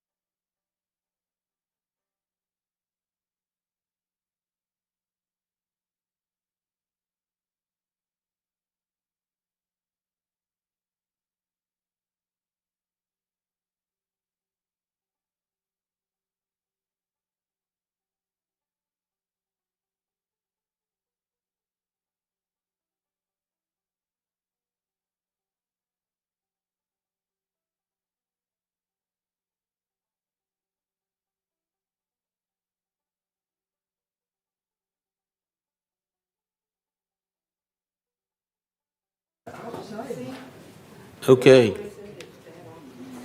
Where are our board members, Kush and Egon? Tell them to come in. Okay. We're going to start. Okay, let us start back in. They're just outside, so we'll start back in. We've got a quorum, so we can move forward. Okay, what was next on the agenda? All right, we'll move to committee reports. And first is the report of the Finance Committee, or first is the Treasurer's report, and then the Finance Committee report. Okay. In the absence of the a treasurer at the moment, or in place of the treasurer, the new treasurer, I will opt to read the report if you don't mind. No objection. Okay, without objection. All right. Slide 1. The first chart includes all revenues and expenses, and including those designated for reserves, investment income, the transfer facilities fees, and the reserve portion of the HOA fees. It also includes the contingency portion of the HOA fees. Through the reporting period through October 31st, 2023, GRF had a net revenue of $3,878,000 with total revenue of $42,169,000 and a total expense of $38,291,000. GRF was better than budget by $2,024,000, with total expenses coming in lower than budget by $1,939,000. And that's primarily due to open positions throughout the organization. In addition, total revenues were $85,000 better than budget, and that's due to higher investment income than expected. Next chart. Okay. Slide 2. The next chart displays the operating fund, which excludes the non-operating revenues, expenses, and depreciation. This report shows a favorable variance of $1,492,000 through the reporting period, with expenses better than budget by $1,723,000. And that's offset by revenue worse than budget by $231,000. Slide 3, please. This slide reflects the current market value of the GRF GRF Reserve's discretionary investment portfolio, compared to the original market value at the time of inception. The current market value of the GRF portfolio is $19,096,000 as of October 31st, 2023. And that's compared to a value of $19,031,000 at the inception in 2019. Year to date, the market value has increased by $887,000 or 4.9%, and increased by $65,000 or 0.3% since inception. In October, the market value increased by $82,000. Slide 4, please. Okay. Of the $19,096,000 portfolio mentioned in slide 3, $18,942,000 is held with our reserve portfolio. In addition to discretionary investments, the reserve fund assets include non-discretionary investments of $10,548,000. Payables and other total about $276,000, and that results in a net reserve balance of $32,933,000. Slide 5, please. Now, back to the operating fund. And of course, these have significant impact on HOA assessments. This slide shows the significant variances by category, and with the green bars representing favorable variances and the orange bars representing unfavorable variances. In the favorable category, we continue to have employee compensation, and that's $501,000 positive due to the various vacancies in general services, for janitorial positions, bus drivers, and pavers. In addition, Security Services has open positions for security patrol officers and gate ambassadors. As usual, recruitment is continuously in process. Materials and supplies of have a favorable variance of $257,000, and that's primarily due to over-accrued expenses for 2022. Next chart, please. Oh, I'm sorry. I forgot the unfavorable. Okay, outside, looking at unfavorable variances, or actually continuing on to other operating expenses which have a favorable variance. And that's due to savings in training and education and recruiting fees, as well as various open positions throughout the company. Some of this is due to timing because the budget was straight-lined, and a large amount of the expense occur at the year end. On an unfavorable category, some of the offsetting variances, unfavorable variances, are outside services, which is $331,000 unfavorable, primarily due to credit card fees in the golf facilities and the performing arts. These fees were anticipated to be passed on to customers at the time the budget was created. However, these transactions were not conducted via the ActiveNet, which is the only platform approved to be able to pass on the credit card fees at the point of sale. And also, utilities and telephone are unfavorable by $172,000. And that's because of the rising electric rates as well as natural gas. Water expenses were lower. Water expenses were lower due to 136% more rainfall than in recent years. Slide 6, please. This slide shows our sources of revenue other than assessments, such as fees and rentals. To date, we have received just over $8,384,000 of non-assessment operating revenue. By category, we can see that the largest revenue category is broadband services, followed by golf revenue, clubhouse rentals, event fees, and merchandise sales. Other revenue, which includes class fees, additional occupancy fees, equestrian fees, RV fees, etc., amount to about 14%. These revenues offset our costs and help keep our assessments down. Slide 7. This chart, as usual, shows our largest operating expense is compensation, and it's followed by cable and programming expenses. Of the $34.2 million, excluding depreciation, these two categories account for 71% of our total operating expense. Insurance, professional and legal, utilities, and fuel and outside services make up the remaining 29%. If you consider that cable and programming are offset by broadband revenue, compensation accounts for 67% of the net expense, while insurance, utilities, and outside services account for the remaining 33%. Slide 8, please. The reserve and restricted funds adjusted balances are shown here. Starting with the first column on the left, reserve funds have a combined ending balance of $40,500,000. Restricted fund balances have an ending balance of $4 million.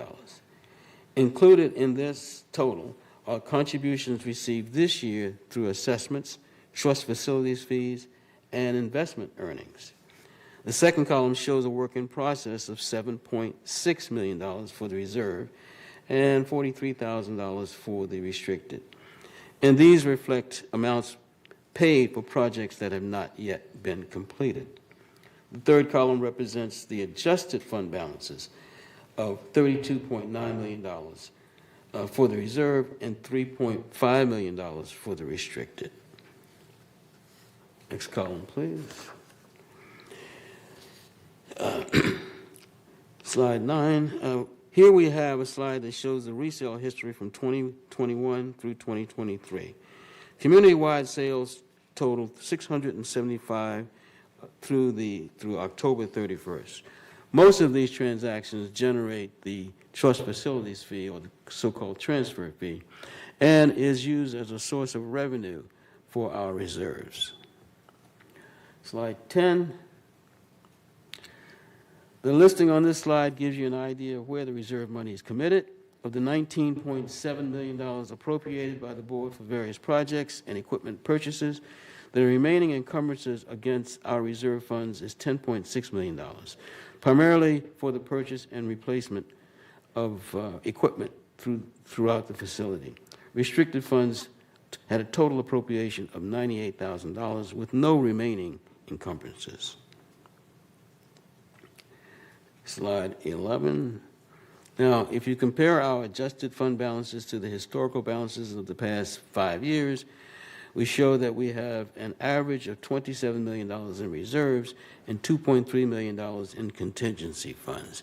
And we can see that fund balance has been rising over the last 5 years, and it's in anticipation of some fairly significant replacement of facilities and equipment that we anticipate coming in future years. And that ends my report on the Treasurer's report. Any comments? Okay. And as far as the Finance Committee report, we had a meeting on October 18th, in which case we approved the additional occupancy fee, and we defunded certain projects within the reserve that either had been completed with funds left or had been basically defunded because it was not going to take place. We had several endorsements. We had one endorsement of the standing committee, which we accepted. We accepted fans for the equestrian center that were donated to us, and that completes my report as treasurer and chair of the Finance Committee. Next is report of the Community Activities Committee. Well, thank you, Mr. President. At our last meeting of the CAC, Mr. West made a presentation much like the one that he made to us on the renovations, proposed renovations for Clubhouse 1. We had 2 great events, which Juanita mentioned earlier, and the volunteer luncheon and the Christmas tree lighting. And I also wanted to remind everybody, don't forget to get your tickets for Clubhouse 5 for the New Year's Eve party. So that concludes my report. And our next meeting is at 1:30, Thursday, December 14th, here in the boardroom. Thank you. Report of the Maintenance and Construction Committee. Yikes. Oh, I'm sorry, Landscape. Director Skillman. Poor little landscape. Landscape Committee met on November 8th, and our next meeting is February 14th. At our meeting on the 8th, we approved a couple of tree removals, but we also did something that I think everybody can really be in favor of, and that is we approved partial removal from the monkey puzzle tree. These are the ones that have the pine cones that are like bombs. And when they're mature and they fall, and we do have a few, they're dangerous. So they only seed every 2 years. But under every other year, we're going to do a trimming, and we're going to get those while they're still small so that they don't grow big and drop on people. I think that's a really big thing that's going to help a lot, especially around the creek. So our next meeting is Wednesday, February 14th at 1:30 here in the boardroom. Thank you, Chair. Next is the Maintenance and Construction Committee.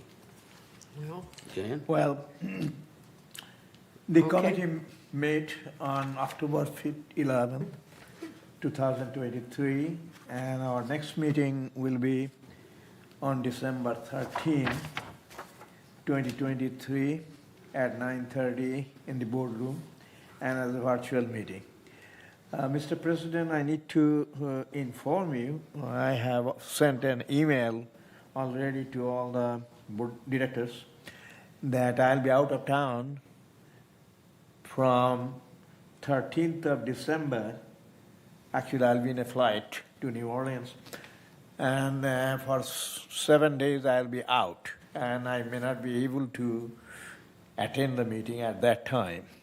So I would request you to make some alternative arrangement for the MNC committee meeting that is upcoming on 13th. That's about my report. So you're saying you won't be able to be at the meeting? I will not be, because at that time I'll be flying from here to New Orleans. So I may not be here. I'll not be here on December 13th. So I'm requesting you to arrange somebody, maybe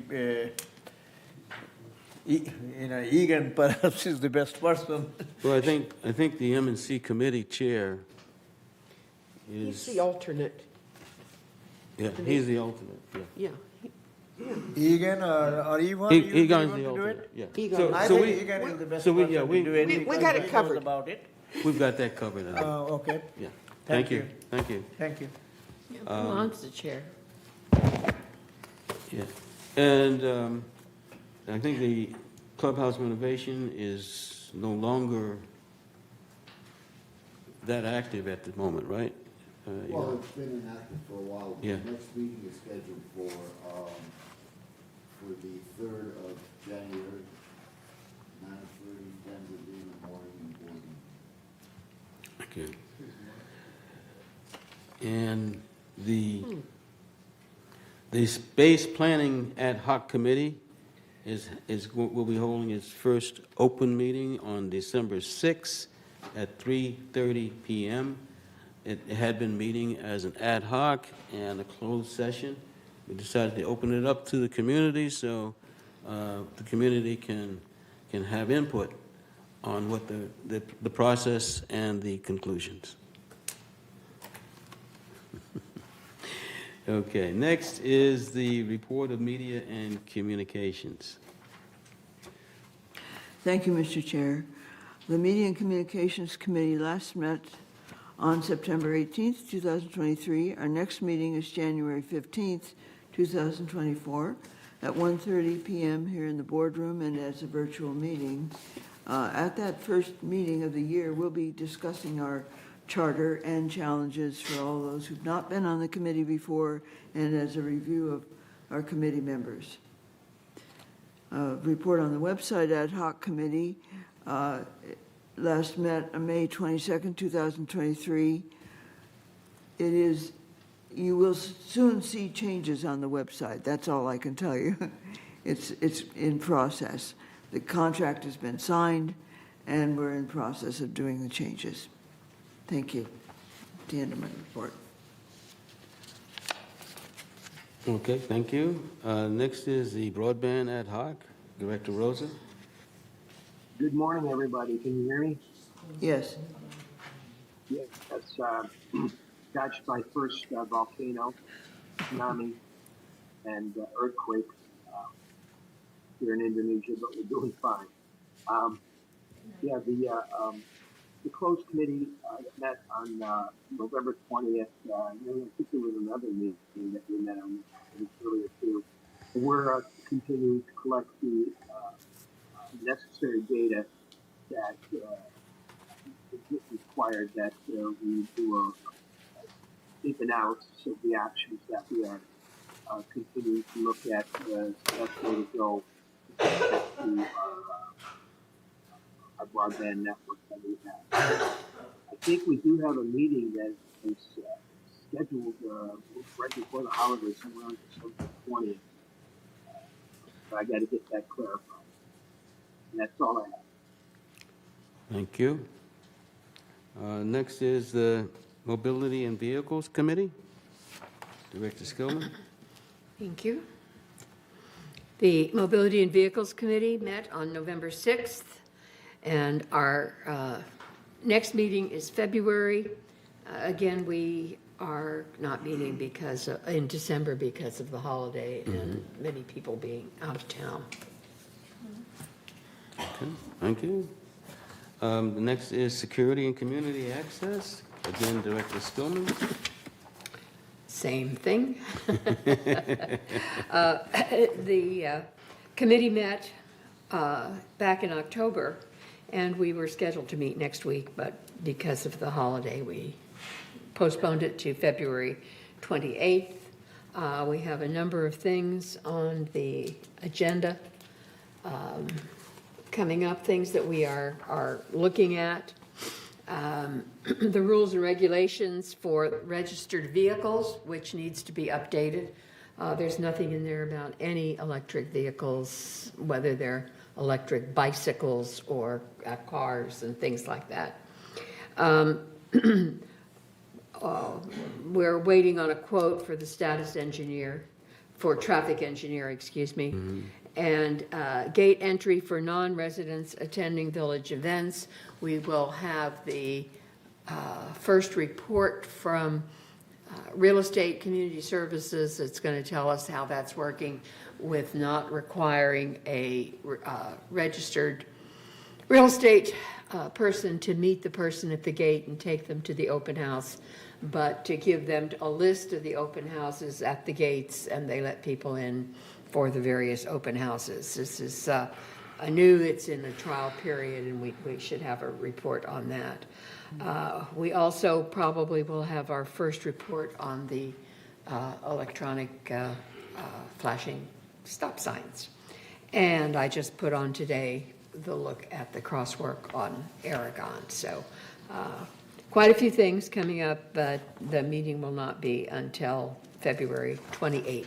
So we have a lot of time to work on those. Thank you. Thank you. Okay, and again, I, Director Skillman. Oh, did I skip? The traffic hearings met No. on November 15th, and our next hearings are January 17th.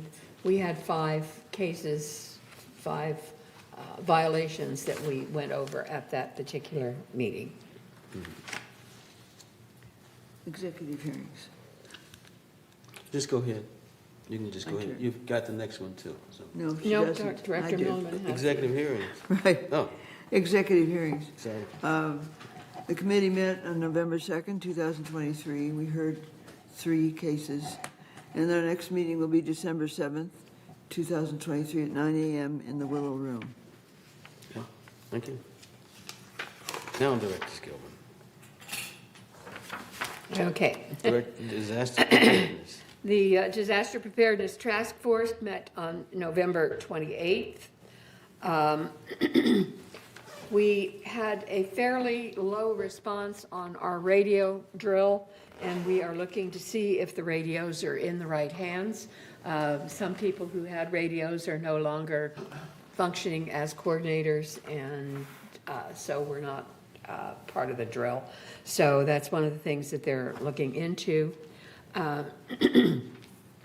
We also determined that the disaster preparedness plan that we have is very out of date. It was done back when Tim Roy was here 6-7 years ago, and needs to be updated. So that's one of the things on our consideration agenda. Also, the traffic rules need to be updated, so we have a lot of rules and regulations to look at. And that's about it for disaster preparedness this time. We had a great training program, I have to mention that. At Clubhouse 3, Grace Stencil and her group put on a really wonderful training program for neighborhood building captains and particularly for clubhouse coordinators, of which we need more. We only have 3 clubhouse coordinators at this time, so we have clubhouses that don't have a coordinator. So if you're interested, let me know. Okay. And Information Technology Advisory Committee, that's me. We met on December 1st, and it was reported that we're falling a little behind in the progress of the installation or development and installation of our software, mainly due to testing and the allocation of internal resource to help do that testing while still continuing to do the day-to-day work. And this is especially challenging as a result of some retirements of some VMS employees. So it makes it challenging. So it looks like our go-live date on phase 1 will be moved back by a month or 2 and perhaps 3. But we're making significant progress, absolutely, because we're discovering a lot of processes that are really subject to real improvement. And so we expect that the ROI on this will actually exceed expectations. Next is the purchasing ad hoc, and I believe we're about to wrap that one up. Yes, we are. It's taken a long time. But the only thing that's left is the fact that Third needs to approve the purchasing policy, and I understand that that is in process. And so I'm hopefully next month, we will say everybody voted on it. So thank you. And for those of you who are not familiar, this was a complete rewrite of the purchasing and real improvement of the purchasing process and policy. So this is significant work for a company this size. So with that, future agenda items. Next is the updated room rental fees process. That's a future item. I guess that's gone for approval, 28-day. And now we'll move towards director comments, and we'll start with Director Cohen.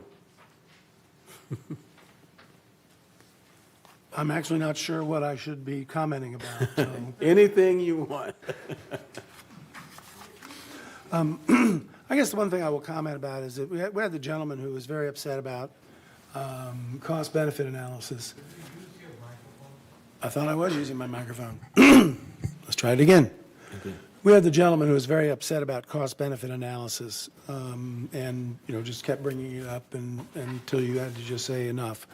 And one of the things that struck me was that it was not clear to me that he understood what when a cost-benefit analysis fits and when it doesn't, and it leaves me uneasy to send a resident out of here with the to say, well, they just won't listen to us. They shut me off. And I know that we listened to him. I know we did everything. I'm not criticizing what we did, but based on what his comments and reaction, I think he feels that he was not heard. And that but he's talking about a cost-benefit analysis for the stop signs, and I don't know. The cost-benefit analysis of the stop sign is hide it behind a bush and then arrest people for running it. That's how you get revenue out of a stop sign. But the purpose of the stop sign is to stop traffic, and we've spent money to illuminate some of them because at particularly dangerous intersections. And cost-benefit, I don't know how you would do a cost-benefit analysis of that, because you're buying a service. But I know that this board meeting is not the place to have that conversation with him. But I think it would behoove us to try to help him understand when we do and when we don't do a cost-benefit analysis, because it just doesn't make sense. That's what I got. Next. I think as the treasurer, I will probably be the one that takes it. Thank you. Egon? No comments. With all due respect, William, we have had a lot of cost analysis requests from that gentleman.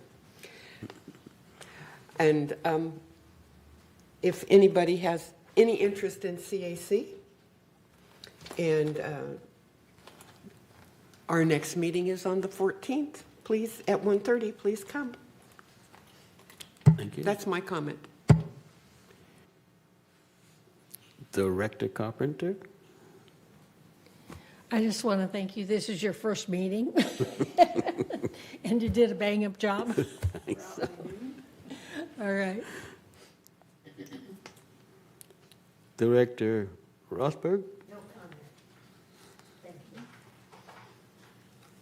Director Skillman? I'd like to echo what Bunny says. Congratulations on your first meeting, and we're going to be out by noon for the open session. Very good. I'd also remind everybody, I said at the beginning what a wonderful tree lighting ceremony we had last week. On Thursday, we have the menorah lighting, and it's also going to be very nice. So please come to Clubhouse 1 on Thursday evening for the menorah lighting. A menorah is just a candlestick. Mm-hmm. What you have is a Hanukkah. Oh, thank you very much. Okay. See, we live and learn. I'm going to shy away from tradition and go to Director Rosa online. I just wanted to echo William's sentiment about about risk management and safety.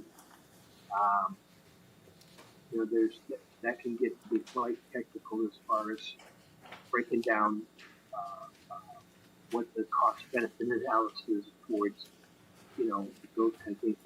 But that's what we're talking about, is safety and risk management.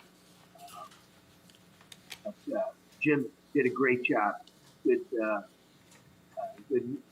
meeting. Thank you very much. Yeah. Okay. Director Milliman? I just want to echo everybody here. Jim, great job. Would expect nothing less. I enjoyed the meeting, and thank you. It was a good meeting. And Bill will talk to you more about the resident that we heard this morning. I have a comment. It is regarding saving money, and I'm very much interested to see save money in any way I can for different expenses that we have in the big village. But I would not like to see that we are reducing the services. For example, we have all the vehicles, all the people to run the vehicles, and if I'm interested, an outsider coming in, and you take me around to select a house that I can buy, that is a very good attractiveness of this place. I don't want to reduce the services because we have equipment and people, and they are well compensated, I believe. So think about saving money. That is a very good approach, but not at the cost of reducing the services. That reduces the attractiveness of this village. That's my comment. Kush? Thank you. So there are many firsts for today. One is Jim, you as the new president. But this is also the first for Bill and me to be on the GRF board, and I'm enjoying it so far.